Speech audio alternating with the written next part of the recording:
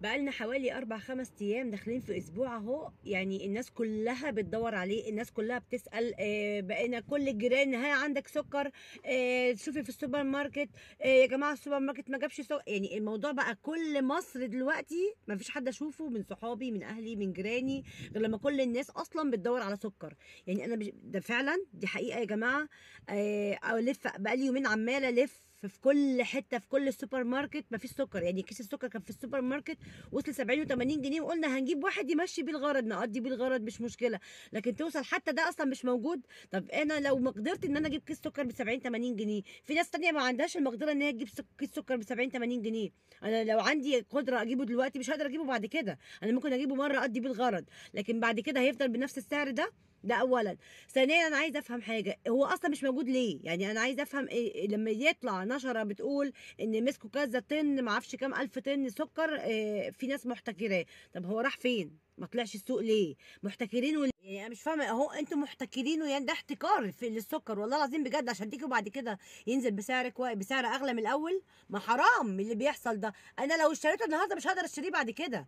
والناس اللي في الشارع، الناس اللي هنا، الناس الطبيعيه اللي غلابه دول هيجيبوا منين كيس سكر ب 100 جنيه كل شويه؟ انا واحده من الناس ما اقدرش اجيب كل شويه كيس سكر ب 100 جنيه. هتقول لي ما انت عندك في التموين. انا واحده من الناس ما عنديش بطاقه تموينيه، وكتير جدا زي ما عندهمش بطاقه تموينيه، فبضطر اجيب من السوبر ماركت. ما هو مش كده. يعني 4-5 ايام داخلين في اسبوع دلوقتي ما فيش حد لاقي كيس سكر. يعني انا مش عارفه بصراحه انتوا عايزين توصلوا الناس لحد فين. قالوا لي لو عايزه سكر بسعر رخيص انزلي منافذ الجيش اللي هي منتشره في مصر. فقلنا ننزل على منافذ الجيش نجيب سكر زي الناس. اقسم بالله العظيم انا كان نفسي اصور المنظر، لولا بس ان هو يعني ده شعبي ودي بلدي ودول يعتبروا ناسي، استحاله ان انا اطلعهم بالمنظر ده. الناس واقفه طوابير كانها جايه تشحت. اقسم بالله العظيم اكتر من 200 شخص واقفين طوابير كانهم جايين يشحتوا عشان ياخدوا كيس سكر، ياخدوا كيس سكر. يعني انا مش فاهمه انتوا عايزين توصلوا الناس لايه. انا واحده من الناس ما اقدرش اقف في الطابور زي ده. شفت اتخضيت، قلت هو بيوزعوا لحمه ولا بيعملوا ايه؟ قال لك لا ده هنا عشان السكر. قلت له يا جماعه فعلا احنا وصلنا لده؟ انتوا عايزين توصلوا الناس؟ حرام عليكم الشعب والناس اللي واقفه في الشارع دي ناس كبيره جايه من اخر الدنيا عشان تاخد كيس سكر. يعني بجد والله العظيم انزلوا، اي حد بيشوف الفيديو ده ينزل يشوف كده اي منافذ بيها الجيش، يشوف الناس واقفه ازاي طوابير عشان تاخد كيس سكر ولا تاخد لحمه بسعر قليل ولا. ليه يا جماعه بتعملوا في الناس كده؟ ليه بتعملوا في الناس كده؟ ده الطبيعي بتاع الطبيعي 1 2 3 سكر شاي زيت اكل، لقمه اي حاجه، سكن عيش ميه اي حاجه. لكن انتوا عمالين تقفلوا على كل حاجه مش للدرجه دي. يعني انتوا عمالين تضغطوا على الناس بطريقه يعني غير ادميه بجد. يعني انا واحده من الناس اب وام لاولادي، وفي ناس زي كتير ستات زي كتير عماله تعصر في نفسها كده عشان الدنيا تمشي. بس لحد امتى بقى هنفضل نضغط ونعصر في نفسنا؟ يعني لحد امتى؟ انا في ناس بقى اتعصرت واتفرمت وخلاص بتدفن، فانا مش هستنى لما اتدفن بصراحه. انا مش هستنى لما اتدفن انا وولادي لحد كده وكفايه بقى. اي رئيس اي حد صاحب منصب ماسك منصب مش قد منصبه يمشي بجد. حته بقى نشرب من عطشنا وناكل من جوعنا والجو اللي انتوا بتعيشونا فيه ده، لا لا لا لا كفايه بقى. لا انا من سنه 83 قال لك هتطلعوا من عنق الزجاجه، ما حدش طلعنا لسه لحد دلوقتي.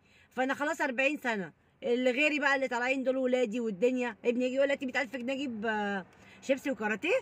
ما احنا ما وصلناش للدرجات دي يا جماعه بجد. فعلا الموضوع بقى فيه استفزاز زياده عن اللزوم، بقى فيه استهتار، وبقى فيه استهانه للشعب اللي بيحصل فينا ده استهانه بالشعب المصري يا ريس. انت كده بتستهين بالشعب المصري وبتستهزأ بيه، استهزاء بينا. الشعب المصري كله بقى خلاص طفح بالكيل، طفح بالكيل من اعلى طبقه لاسفل طبقه. خلاص الناس فاض بيها، مبقاش حد عنده طاقة ان هو يستحمل حاجة. حضرتك يا ريس اشرب من عطشك وكل من جوعك وسيبنا في حالنا والله العظيم بجد.